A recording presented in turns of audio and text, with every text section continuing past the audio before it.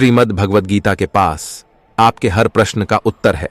चाहे आपकी कोई भी परेशानी हो, कोई भी इच्छा हो, श्रीमद् भगवद गीता आपके हर प्रश्न का उत्तर देती है, आपकी हर समस्या का हल देती है। चाहे वह परेशानी आपके मन की हो, धन की हो, या आपके शरीर की हो, या आपके रिश्तों की हो, आपको अपनी हर समस्या का उत्तर श्रीमद् भगवद गीता में जरूर मिलेगा।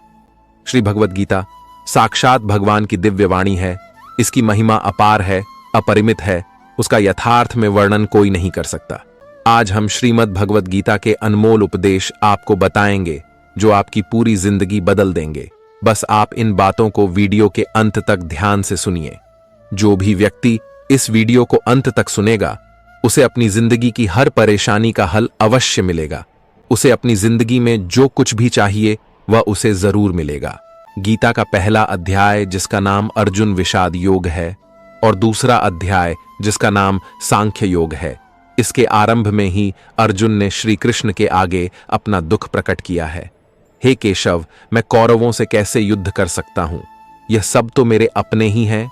मैं कैसे पितामह भीष्म और गुरु द्रोणाचार्य से युद्ध करूंगा? क्योंकि यह दोनों तो मेरे पूजन, इसलिए इन गुरुजनों को मारने से तो अच्छा है मैं भिक्षा मांगकर गुजारा करूं। और जिन कौरवों से मैं युद्ध करने जा रहा हूं, वह सब धृतराष्ट्र के पुत्र मेरे भाई ही हैं, मेरे अपने ही हैं। इन सबको मारने से अच्छा है कि मैं सन्यासी बन जाऊं। तो श्री कृष्ण ने अर्जुन से कहा कि यहां कौन अपना है और कौन पराया है। जो अधर्म करता है उसके साथ युद्ध करना तुम्हें मोक्ष और मुक्ति देगा। तुम अपने इस मन के मोह को त्याग दो, नहीं तो सारा जग तुम्हारी निंदा ही करेगा, तुम्हें डरपोक कहेगा। और बात अपने पराये की नहीं है, बात धर्म और अधर्म की है, बात सही और गलत की है। अगर तुम गलत को सहोगे, उसका अंत नहीं करोगे, तो गलत करने वाले को और बल मिलेगा, वह और भी गलत करेगा। इसलिए अपने मोह को त्याग कर तुम युद्ध करो। महाभारत की एक और कहानी भी है। जब अर्जुन के पुत्र अभिमन्यु की युद्ध में मृत्यु हो जाती है, तब अर्जुन बहुत दुखी होते हैं, रोने लगते हैं। वह श्री कृष्ण से कहने लगते हैं कि मैं यह दुख सहन नहीं कर सकता, मैं भी अपने आप को समाप्त कर लूंगा। फिर भगवान श्री कृष्ण अर्जुन को आत्माओं के लोक में लेकर गए, जहां अभिमन्यु आनंद से बैठा हुआ था। क्योंकि उसने क्षत्रियोचित व्यवहार किया, इसलिए उसे उत्तम पद की प्राप्ति हुई। जब अर्जुन अपने पुत्र अभिमन्यु के पास रोते रोते पहुंचा, तो अर्जुन अपने पुत्र को देखकर बहुत प्रसन्न हुए। उसे गले से लगाकर कहने लगे कि पुत्र, मैं तेरे बिना तो जी ही नहीं सकता। मैंने तो अपने जीवन की आशा का ही त्याग कर दिया है। तो अभिमन्यु कहने लगा कि आप कौन हैं? अर्जुन बोले, मैं तेरा पिता हूं, तू मेरा पुत्र है। तो अभिमन्यु कहने लगा कि कौन पिता कौन पुत्र, मेरे हजारों जन्म हुए हैं। किसी जन्म में आप मेरे पिता बनते हैं और किसी जन्म में मैं आपका पिता बनता हूं। आत्मा का ना तो कोई माता होता है और ना कोई पिता होता है। जब अर्जुन ने देखा मेरा पुत्र मुझे पहचान भी नहीं रहा, तो उसका सारा मोह ही खत्म हो गया। इसीलिए गीता के उपदेश को ठीक से समझ लो कि यहां कोई अपना पराया नहीं है। जो बुरे वक्त में, तकलीफ के वक्त में तुम्हारा साथ दे, सिर्फ वही हमारा अपना है, बाकी सब पराए हैं। गीता का दूसरा उपदेश यह है कि जो चला गया है उसका कभी दुख मत करो। गीता को हम भगवान से भी बढ़कर कहे तो कोई अतिशयोक्ति नहीं होगी। श्रीमद् भगवद गीता एकमात्र ऐसा ग्रंथ है जो मनुष्य को जीने का सही तरीका बताती है। गीता जीवन में धर्म, कर्म और प्रेम का पाठ पढ़ाती है। श्रीमद् भगवद गीता का ज्ञान मानव जीवन और जीवन के बाद का जीवन दोनों उपयोगी माना गया है। इसीलिए गीता के विचारों को आप हर रोज रात में सोने से पहले जरूर सुने। हमारी आस्था की परीक्षा तब होती है जब हम जो चाहे वह ना मिले, और फिर भी हमारे दिल से प्रभु के लिए शुक्रिया ही निकले। अगर सही मायने में आप अपना जीवन बदलना चाहते हो, तो सबसे पहले आपको अपना मन बदलने के लिए तैयार रहना पड़ता है। क्योंकि जैसा आपका मन रहेगा वैसे ही आपके विचार होंगे, और जैसे आपके के विचार होंगे वैसे ही आपका जीवन होगा।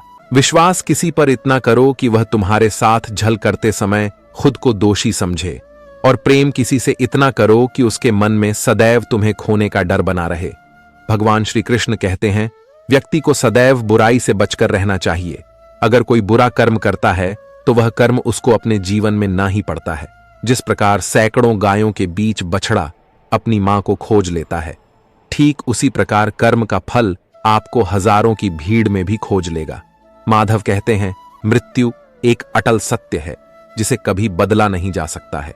इस संसार का जब से निर्माण हुआ है तब से जन्म मृत्यु का चक्र चलता आ रहा है। जिस प्रकार मनुष्य अपने पुराने वस्त्रों को त्याग कर नए वस्त्र धारण करता है, ठीक उसी प्रकार आत्मा पुराने व्यर्थ शरीर को त्याग कर नए शरीर को धारण करती है। धरती पर जिस प्रकार मौसम में बदलाव आता है, ठीक उसी प्रकार जीवन में भी सुख दुख आता जाता रहता है। युद्ध हो या जीवन, सफलता केवल 3 शस्त्रों से प्राप्त होती है: धर्म, धैर्य और साहस। कोई भी मनुष्य जन्म से नहीं बल्कि अपने कर्मों से महान बनता है। कुछ पाना है तो खुद पर भरोसा कीजिए, क्योंकि सहारे कितने भी सच्चे और अच्छे हों, साथ छोड़ ही जाते हैं। मनुष्य हमेशा अपने भाग्य को कोसता है, यह जानते हुए भी कि भाग्य से भी ऊंचे हमारे कर्म हैं। कभी कभी लगता है कि अच्छे कार्य करते रहने से उसका फल अच्छा नहीं मिलता और भगवान सारे दुख हमारी ही झोली में डाल देता है, लेकिन ऐसा नहीं है। कभी भी जब पुण्य कार्य करें तो उसको ईश्वर पर समर्पित कर दें और मन में किसी भी तरह का भाव ना रखें। देखो, पाप लोहे की जंजीर है तो पुण्य सोने की बंधन दोनों में है। लोहे की जंजीर से छूटने का आदमी को मन भी करता है, लेकिन सोने की जंजीर से जो बंधा हुआ हो उसको वह बंधन प्यारा लगने लगता है, उसमें उसको धन नजर आता है, उससे छूटने का मन नहीं करता। गीता में श्री कृष्ण ने कहा है कि पुण्य कर्म मुझे समर्पित कर दे, मुझे अर्पण कर दे, नहीं तो उसके बंधन में बंद होगे।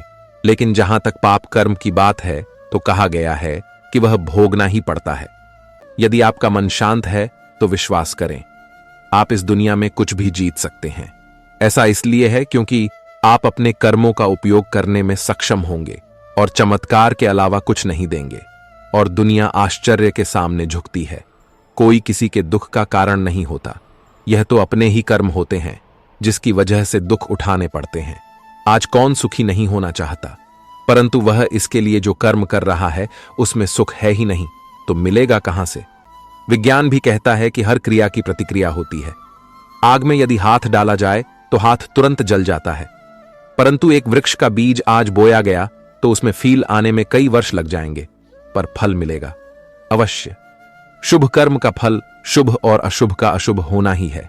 आज हम जो कुछ हैं वह पिछले कर्मों का देन है, इसी को प्रारब्ध कहते हैं।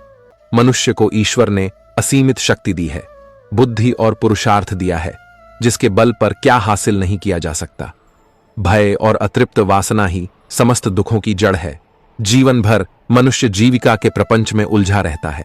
मैं और मेरा, तू और तेरा का जाल बुनकर स्वयं उसी में उलझा हुआ अनेकों प्रकार के अनैतिक कर्मों में लगा रहता है। भविष्य के भय को सोचकर अपना वर्तमान भी बिगाड़ लेता है और श्रेय मार्ग को छोड़कर प्रेय मार्ग का अनुगामी हो जाता है, जिसमें दुख के सिवा कुछ है ही नहीं। इस मार्ग पर चलने वाले लोग जीवन की सत्यता, मृत्यु को भी नकारने लगते हैं और भविष्य के लिए नैतिक अनैतिक तरीका अपना कर संग्रह में लगे रहते हैं। लोभ, मोह और स्वार्थ से ऊपर उठे बिना सच्चे सुख की कल्पना नहीं की जा सकती। सच्चा सुख तो त्याग की राह पर चलकर पाया जा सकता है। हमारा सनातन धर्म भौतिक सुख के उपभोग को बुरा नहीं मानता, पर इसका आधार धर्म होना चाहिए। धर्म का आचरण करने से छल, कपट, ईर्ष्या जैसे अनैतिक कर्म में मनुष्य लिप्त नहीं होगा और मेहनत से जो कमाया है उसी को हरी इच्छा समझकर संतोष करेगा। कभी किसी अंधे को सड़क पार कराकर, किसी प्यासे को पानी पिलाकर देखिए, लोगों से मधुर व्यवहार करके देखिए। इसमें आपका कोई पैसा खर्च नहीं होगा, पर अतुलनीय सुख की प्राप्ति होगी। घर में छोटे मोटे मनमुटाव तो चलते रहते हैं, पर यह कलह के कारण बनकर दुखदायी भी हो जाते हैं। इसका मुख्य कारण है कि हम अध आकार की गांठ तो मजबूती से बांध लेते हैं, पर कर्तव्य की पूरी तरह उपेक्षा करते हैं। अपना कर्तव्य भली भांति निभाते हुए यदि दूसरों की बातों पर गौर पूर्वक विचार किया जाए तो निश्चित लगेगा कि मनमुटाव के अनेक कारण बेसिर पैर के बेतुके ही थे।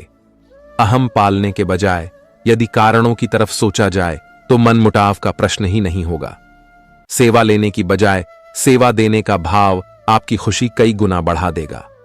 प्रेम और मधुर व्यवहार से मनुष्य क्या पशु पक्षी भी अपने बन जाते हैं।